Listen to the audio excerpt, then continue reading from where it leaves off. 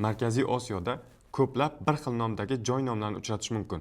Masalan, O'zbekistonning Buxoro viloyatida Qorako'l nomli tuman va shahar mavjud. Xuddi shu nomdagi shaharlar Qirg'izistonning Issiqko'l va Jalolobod viloyatlarida ham bor.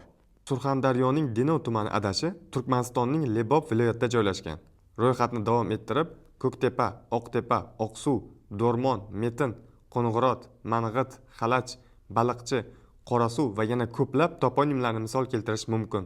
Ushbu bir xil toponimlarning aksariyati urug' nomlardir. Ya'ni Markaziy Osiyo bo'ylab joylashgan xalqlarning ildizi bir yerga borib taqaladi. Ular bir xil urug'lardan tashkil topgan xalqlardir. Ularning tarixi, yashash tarzi, joylarni nomlash usullari deyarli bir xil bo'lgan. Shuning uchun ham biz Tojikistonda ham, Qozog'istonda ham Qorasuv degan toponim borligini ko'ramiz. Har ikkovi qarshidanman degan o'zbek va turkmanni uchratamiz.